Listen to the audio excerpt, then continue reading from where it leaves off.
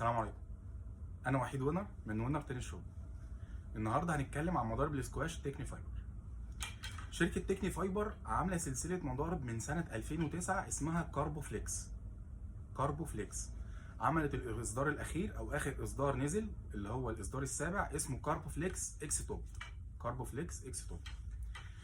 احنا عارفين ان دايما في المضارب الاسكواش او الكاربو فليكس عموما بيبقى فيه مصد بلاستيك بيبقى فوق في الهيد سايز، او اللي احنا بنقول عليه بالدارج او ببساطه في مصر طقم المقرونات. طقم المقرونات ده وظيفته حمايه المضرب من الشرخ او الكسر. الوظيفه الاساسيه حمايه المضرب او الفريم من الشرخ او الكسر. احنا عارفين ان لعبه الاسكواش من اكتر العاب المضرب اللي المضارب بتاعتها معرضه للشرخ او الكسر بسرعه جدا.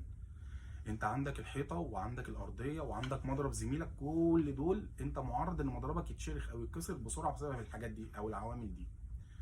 مع ان مضارب تكني فايبر تعتبر من احسن المضارب في السكواش عموما كماتيريال، بتستحمل الخبطات والكسر.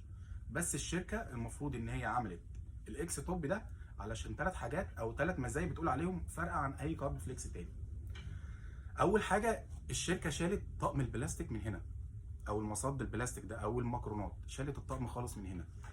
قالت احنا لما شلنا البلاستيك من هنا احنا خففنا وزن الهيد سايز. التوازن بتاع المضرب اتغير، كتله الوزن اتغيرت، راحت للهاند شويه.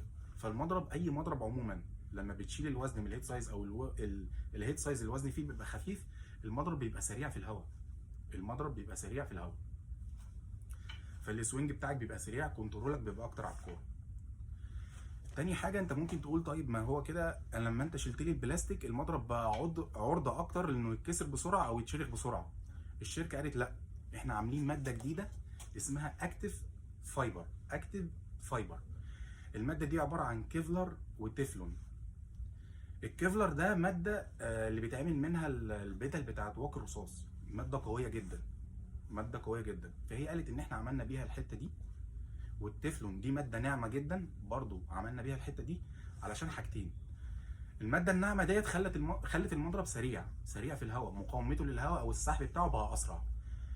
تاني حاجه مش هيبات على الحيطه وانت بتلعب السكواش، مش هيبان على الحيطه الجزء من الثانيه ده او الثانيه اللي بتحصل دي، لا خليته اسرع، فعامل ان هو يتكسر بقى اقل.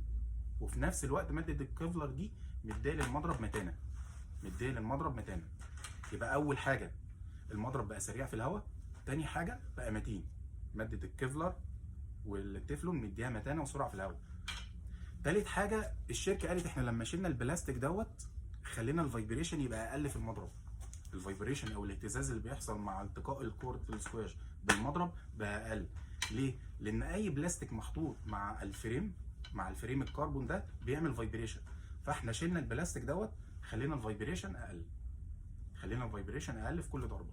يبقى ثلاث حاجات: سرعه ومقاومه للهواء، يبقى المضرب بقى سريع في الهواء. تاني حاجه المضرب بقى متين جدا والسحب بتاعه اسرع، مش هيبات على الحيطه عشان الماده اللي محطوطه. تالت واخر حاجه الاهتزاز بقى قليل جدا في المضرب، الفايبريشن بقى قليل في المضرب. دي ثلاث مزايا الشركه قالت ان هي عملتهم. المزايا دي كويسه او مش كويسه دي برضو لعبه السكواش زي اي لعبه مضرب بتتمسك بالايد. الاول والاخير هو احساس كل لاعب. ممكن يعجبك المضرب ده ممكن ما يعجبكش، هو الموضوع في الاول وفي الاخير هو احساس، هو ابداع من الشركه واحساس من اللاعب. عجبني ماشي، ما عجبنيش خلاص برجع للموديل اللي قبليه وهكذا. اللعبه لعبه احساس، زيها زي التنس، زي البادل، زي التنس الطاوله، كل العاب المضرب لعبه احساس. يا رب اكون قدرت افيدكم باي معلومه، والف الف شكر.